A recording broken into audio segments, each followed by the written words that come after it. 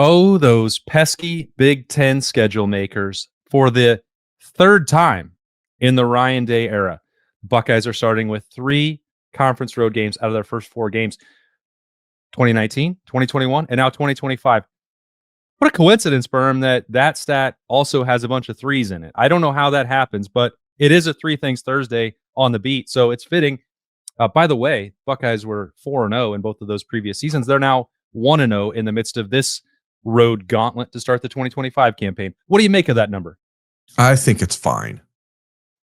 Great. I mean, what it is. Start. I mean, what is it? I mean, every other year you're gonna run into some weirdness in the schedule because there's no rhyme or reason or consistency to any of it. So, just what's the old adage? You just you have to play who's in front of you, right? So go out there and do it. It is weird because I was thinking about that earlier this week. It's October 1st as we record this.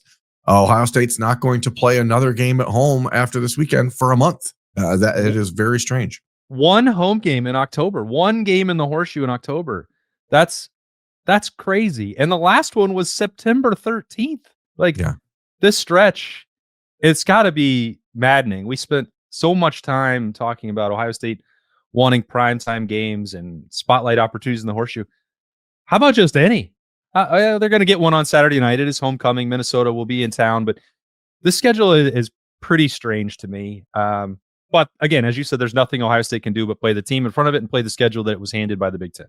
Yeah, and it's unfortunate because fall in October at Ohio Stadium is like the best time of the year to be at Ohio Stadium. That's really when it feels most like football. And for a state that obviously views football in such a religious way, it's like taking away Christmas, But the nice thing, I guess, for us is that we get to end the season without having to go anywhere. In the last 3 weeks of November, we have to go to Purdue and Ann Arbor in November. So it's not like we have to do a bunch of bad travel, so that's nice. I mean, I guess, Purdue in November is certainly bad travel, but at least I was going to let that one go and say there's potentially a lot more travel for Ohio State waiting on the other side of that trip to the Big House, but that's neither here nor there. You said the best time of year, best time of the week. It's the 3 Thoughts Thursday to me, but I like them all. I like every day on the beat. This one, though, gives us a chance to branch out for some different topics. And the first one, for me, we spent 2 weeks talking about the different ways that Washington could and would challenge Ohio State and what it would reveal about them. And so far this week, it's just been like, it's an Ohio State, this is about us week. Minnesota's not got a ton of juice to them. This matchup is more than 3 touchdowns on the point spread. What did you find, Berm? What thing about Minnesota do you believe will provide some sort of challenge for the Buckeyes on Saturday night? I don't know. The thing is, I'm not going to sit here and pretend I've watched a bunch of Minnesota. I watched as much of their game against Rutgers last week as I could. I listened to their game against Cal on the radio when I was driving home from Columbus after Ohio State's most recent night game against Ohio. Certainly, it's a fairly typical Minnesota team. They're big up front. They're big in the middle. They are going to force you to be physical. That's what Ryan Day talked about on Tuesday in his press conference. And really, that's what it comes down to. We've seen the Ohio State rushing attack outside of Bo Jackson, who's obviously been fairly consistent, averaging 8+ yards a carry. The productivity of James Peoples and CJ Donaldson has been hit or miss. And Minnesota has the number 5 ranked rush defense in the country. They're only giving up 65 yards a game rushing. They're only giving up 2.3 yards per carry. That is good for 5th in the country. Texas, for example, is 3rd in the country. We saw Ohio State struggle pretty badly to run the ball against the Longhorns, averaging, 2 yards a carry in that game. So I think this will be a good test for Ohio State to figure out whether or not the run game woes have been adequately patched up, or if Bo Jackson is just providing that much of a difference in the run game himself, because there's going to be a desire, I think, for Ohio State. And you're not going to worry a lot about Minnesota running up and down the field against you or putting up a ton of points, but you certainly know that this is an opportunity to test your physical mettle. The Buckeyes offensive line has been very, very good against the pass rush. They protected Julian Sayin well But when it comes to the run game, there's been some inconsistencies. And that's not just with the offensive line. That's with the tight ends blocking. That's with the wide receivers blocking. That's with everybody being physical at the point of attack. And Bo Jackson's had the talent to make those things feel less important because he pops so many big runs by himself. But he's still getting hit pretty early. And so we'll see how the Buckeyes combat that, because I think that's the one area where Minnesota can challenge Ohio State, or at least make this a who are you type of game. Yeah, statistically, there's nothing that's even really close. This is the strength of Minnesota. Really, that front seven has been disruptive. I think you're looking at the tackles for loss. They've got 7 different players on their defense who have multiple tackles for loss already this year. Anthony Smith has 6 of them, including 4.5 sacks. So I was thinking along the same lines as you, is that this is a test, obviously because Minnesota's rush defense has been very good, but you can expand that picture and include the offensive line. If you have to take it with a little bit of grain of salt. Minnesota has not played the most challenging schedule by any stretch of the imagination, and losing to Cal, I doubt that it looked or sounded any better on the radio than it looked on television. That is not what you expect from a Big Ten team that is trying to make a push with PJ Fleck. And is this like his 50th year there now? I don't know. It feels like he's been rowing the boat for a very long time. I think, but I mean, he still looks young.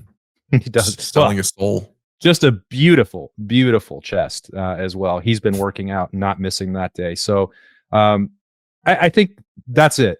If Washington's only giving up 230 yards a game of total offense, and I think they give up like 700 to Cal. So it's been interesting their other 3 games. And a lot of that, again, is it's tied into the level of competition they faced. They've not seen anything like Ohio State, and probably won't again, to be honest.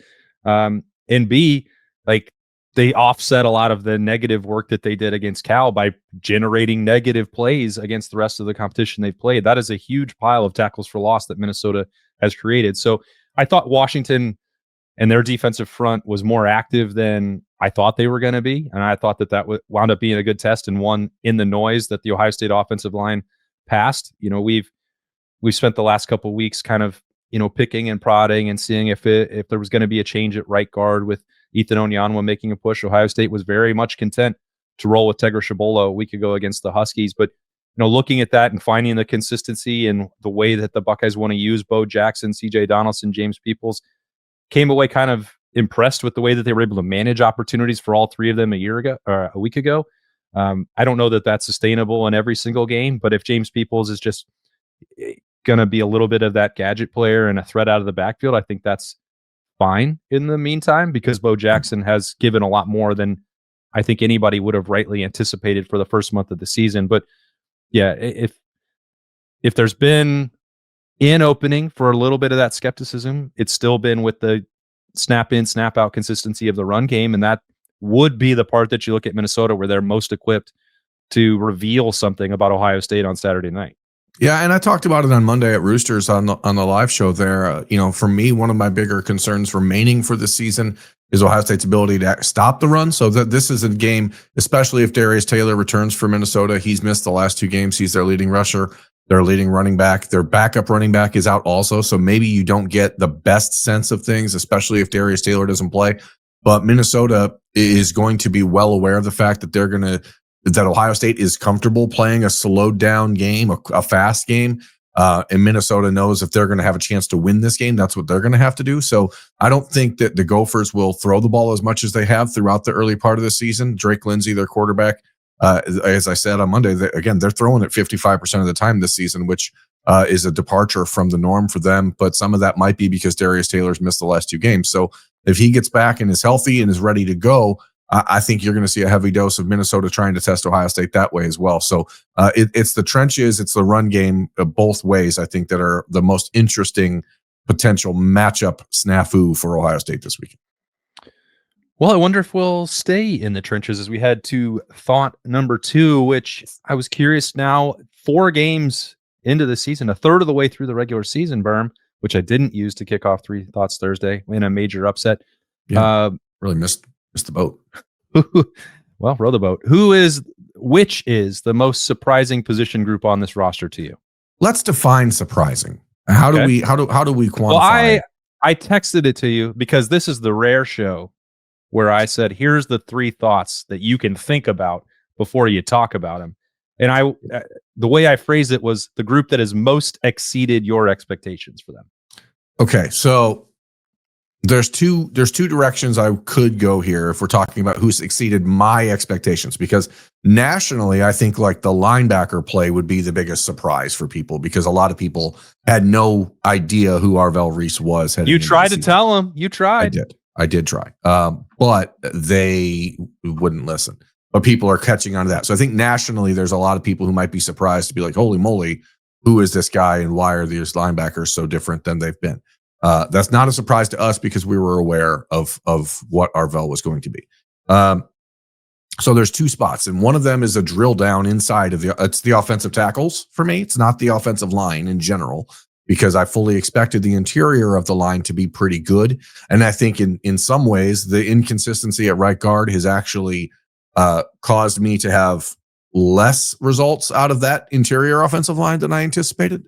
But the tackles between Philip Daniels, who obviously had 2 bad penalties on Saturday, but his overall play in Austin Saraveldt has been so much better than I would have anticipated at tackle. But the real answer, and I guess it shouldn't be a surprise, it's quarterback at Ohio State, is Julian Sayin.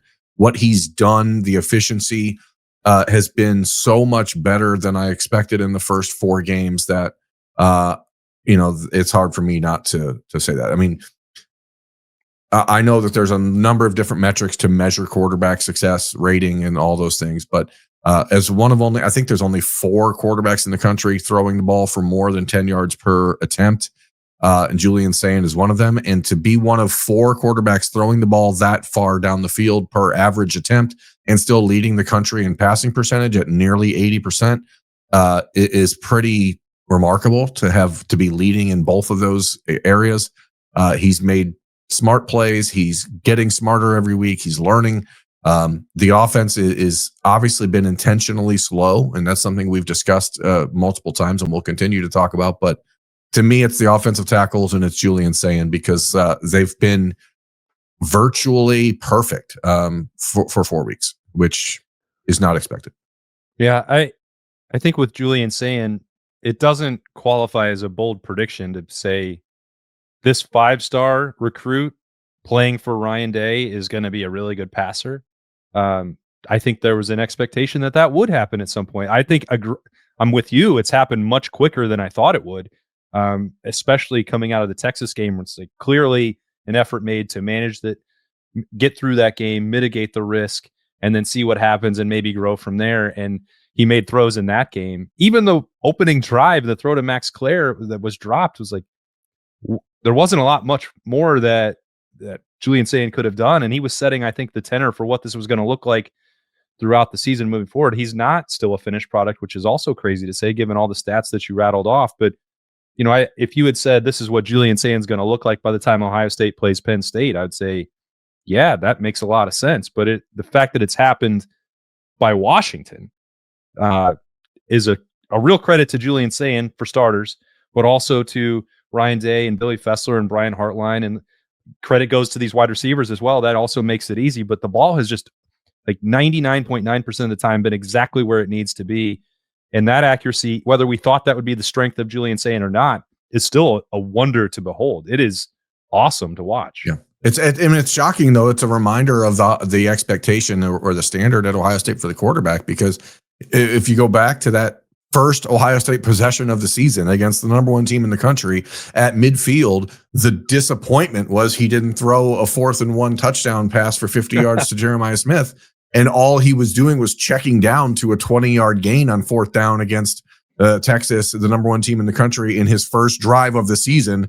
And we still are talking about it a month later going, well, he was a fraction of a second late on that throw, and it only hit the tight end in both of his hands and right between the 8 and the 6 on his chest, and he dropped it. So, Julian probably could have been a little cleaner there. Like that's the expectation. And so that's why when plays like the second interception, especially against Ohio, occur, you're like, oh, that's unexpected from him. What happened? What are you doing? The first one you can understand against Ohio, because that was like he's just being confident and taking his shots and that's the one ball this year I think he really underthrew. In when it came to a pass in a difficult scenario. So Julian's just been awesome. But again, I don't want to disclude what Austin Sareveld and Philip Daniels have done, because those guys are the reason that he's got so much time to sit back there and pick defenses apart. Yeah. I thought it really struck me on Saturday because they came back to basically the exact same concept, same throw, Julian Sayin finding Max Clare along the sideline. And this time it was even better timing. Max Clare makes the catch, gets the feet in bounds, and they move the chains. So those signs of growth are like clearly there. And I think nationally people are clued into that. They were probably watching for it anyway because it's Ohio State's quarterback and people already know who Julian Sayin was because of his recruiting profile and signing with Alabama and leaving and all that. But I think for me, and those are two good choices, and we could talk about them a lot more. But if we're talking about exceeding expectations, especially on the heels of what just happened at Washington, I think you have to talk about the Ohio State defensive line. And you mentioned it earlier with Minnesota's run game, and if they're at full strength, there may still be room to ask about the depth and the run stopping ability up front for this group. That would be fine. I think that's it's well within the realm of conversation and not unfair to talk about it that way. They could still get better, but in terms of 8 months of conversation about depth and productivity and replacing those 4 starters, what Caden Curry, Kenyatta Jackson, and Caden McDonald just did at Washington is crazy town banana pants. I don't know how anyone could have expected there would be games like that with that level of tackle for loss production, 6 sacks from them combined. That was not in the cards. Like, can you just be consistent? Can you avoid the big plays? Can you play disciplined football? They're capable of so much more. And I know that you have said that for a long time about Caden Curry, and we've seen, the physical profile and potential with Kenyatta Jackson for years, that he just looks like the prototype first-round NFL defensive end. I've certainly talked about Caden McDonald's opportunities a ton. And yeah, we would like to see more from Tywone Malone, Edric Houston, some combination of that. Maybe Jason Moore, as he comes back from injury, can help provide some of that. But given what those other 3 guys are doing, it's starting to feel to me more like nitpicking and taking for granted like the elite productivity of those other 3 if we just talk about what might not be perfect with the 4th. No, but I think the problem or the wedge here comes from the fact that you've got those 3 and then you still don't know what you have after it, because it's been inconsistent from Edric Houston.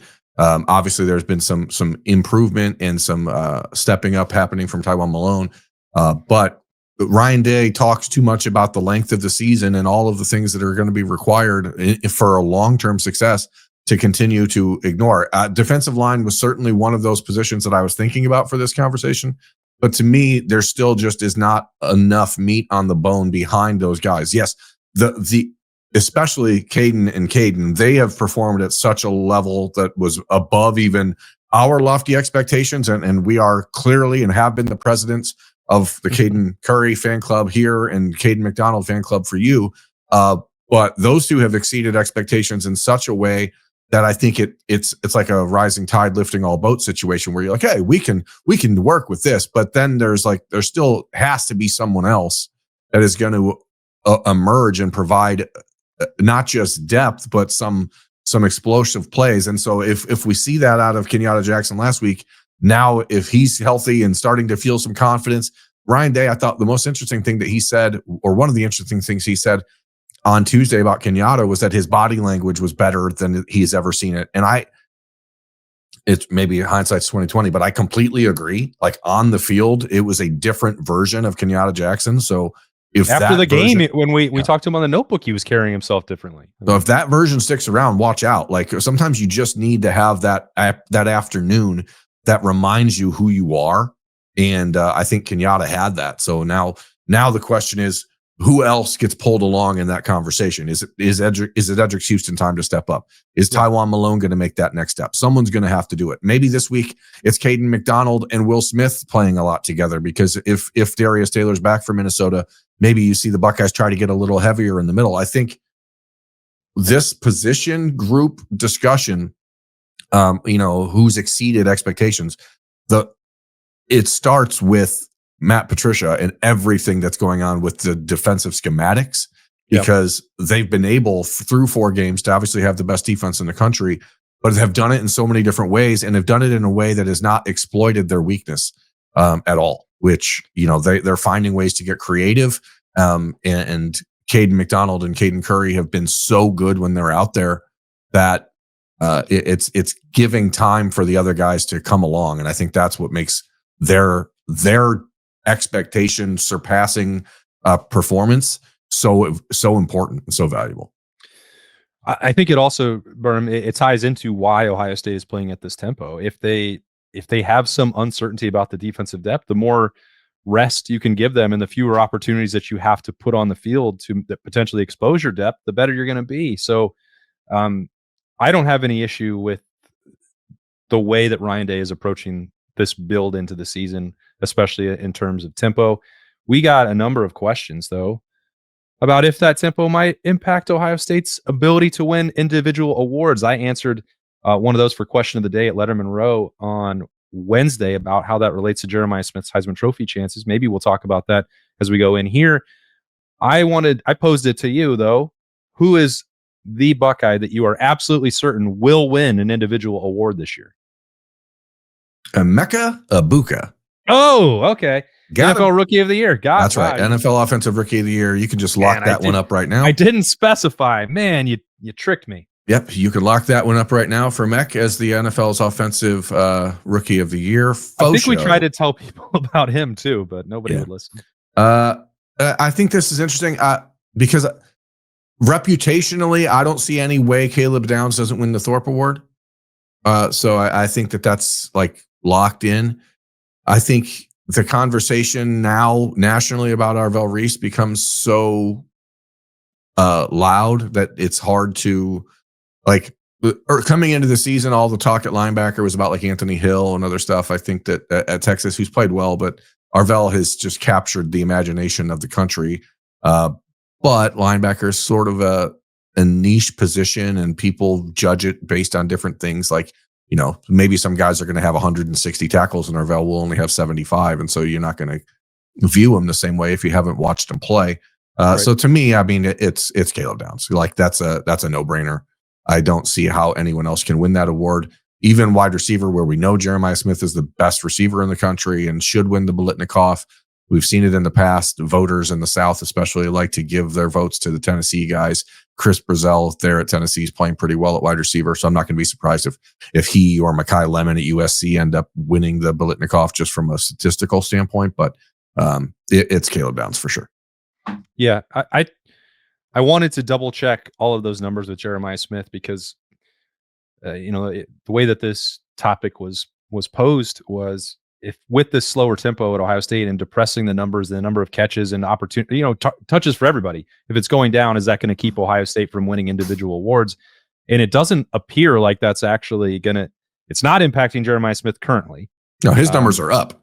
The odds of him winning the Heisman actually improved on Saturday at Washington. He still had 8 catches. He still had 81 yards. He still had a touchdown. He's got 5 touchdowns already. He's in the top 10 nationally in catches per game and yards per game, right at 99 per game. So, that's a non-negotiable part of the Ohio State offense. Even when his numbers were slightly depressed against Texas, I believe he still had 6 catches in that game. So he's going to you can't build an offense that includes Jeremiah Smith without including Jeremiah Smith as a focal point. Even if he's getting double covered, he is still dominating. And I think that there's a greater recognition of his importance to the Ohio State offense because of what he did a year ago.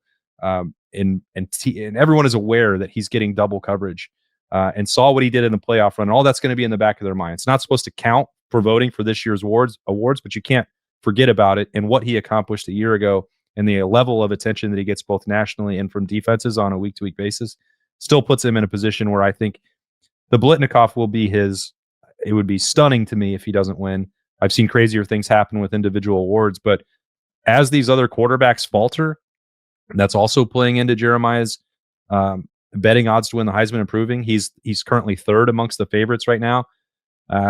I'm starting to think that there's a much better chance than anticipated that Jeremiah will win that. But the guy that I'm certain will win it is that the Remington Trophy dynasty will continue. Carson Hinsman is playing at such a high level And as long as Ohio State's offense continues to improve and build, and doesn't mean that they have to score 50 points a game, but if they're winning every single game and you don't look at sack numbers, you don't look at Julian Sayin getting hit, you see the Bo Jackson exploding, they're going to look for someone to give credit to. And I don't think it'll happen for Austin Saraveld, but that's when the cop-out comes. And I mean that as like a national voter perspective, not here. I think Carson Hinsman deserves full accolades and attention for what he's accomplished, and his story is awesome. But given Ohio State's reputation at that position and the ongoing success of this program, he's going to be in the mix, and I bet that he wins it. Yeah, it's a unique spot because that's another award that a lot of times just goes to the guy who's got the most name recognition coming into the season. It's unusual, obviously, for a player to be a full-time starter at center, then to lose his job, be replaced by a guy from another school who wins the Remington Award, but then only plays 10 games. And the guy that is now the former starter has to come back and be the starter, and is the starter and probably played as well, if not better, in his 5-game final stretch to the season than the Remington Award winner did in his 10 games. And so then you head into this season with a lot of momentum. The only thing that I think holds Carson Hinsman back potentially is if people are sick of giving this award to an Ohio State Buckeye, because this would be the 5th time in 10 years. And so maybe people get, some Ohio State fatigue there. But what Carson Hinsman's done, especially now that you've already passed the test at Washington, the next major road test for Ohio State is not till the end of November. So the next time for a really weird game where the center has to be put into the spotlight and handle a lot of extra stuff will be in Ann Arbor. So there's a lot of time for Carson Hinsman to build up that resume. But the resume starts at the top, and that's just with his name because people know it, but the Carson Hinsman story is one. Let's fast forward here, and while we would never assume something as rare as a national championship, if Ohio State wins a national championship this season, the stories that will come out of this team, like the story of Carson Hinsman, is one that will need to be told many times over for a kid from a high 4-star player from a different Big Ten state who comes in, sits a year, changes positions, has 3 different position coaches in 4 years, gets benched, gets reinserted into the lineup, comes out even better. It's Iron Bucket at a different position initially. Yeah, what an amazing story. And Carson's personality and the way that he's handled himself has really been just awesome. And he's becoming one of our favorite guys to talk to on the team on a week-to-week basis. Becoming a resident truth teller, but the real truth is that he's just the best and most consistent center in the country. He is. And there should be no voter fatigue. I think Ohio State has built and cultivated a reputation for elite center play, and you can't ignore it. That puts him on the short list for candidates every year. And it's like a wise philosopher once said, to be the man, you got to beat the man. And Ohio State centers, they are the man. There's no doubt about it. Who said that? Yeah. Well, you were right there. Woo! Oh, okay. So it's Hulk Hogan. Yeah. Yeah. I think that there's nothing the viewers of The Beat love more than when I feign ignorance about anything to do with wrestling. Yeah. It's, when I was a child, when I was a wee baby, I watched wrestling all the time. Even when I was in my late teens, 30 years ago, I was watching wrestling, but I can't stay up to date. There's too many wrestles happening. That's the problem. It's 5 nights a week now. It's too much. Even for me, I would say it's too much. I would agree with you there, partner. You're absolutely right. 2 days away from homecoming. Looking forward to all the festivities, Hall of Fame inductions and ceremonies throughout the weekend. A primetime kickoff, 7:30 on NBC against Minnesota. It's going to be awesome. Tomorrow on The Beat, it's Freaky Friday, so there's going to be some bold predictions as we drill down even deeper into this matchup, the first Big Ten home game for Ohio State. Hope you enjoyed 3 thoughts on a Thursday, also talking about this Ohio State-Minnesota game, because guess what? We talk about the Buckeyes all day, every day, all year round. Thanks for watching. If you did that on 97.1 The Fan, you can also do that on 10 TV or 10 TV Plus. You can listen on the go if you want on Apple or Spotify. Wherever you watch or listen, we sincerely appreciate you. We hope you have a great Thursday. And we're right back here for the Austin and Birm Show on Friday. For Birm, I'm Austin. We'll see you then.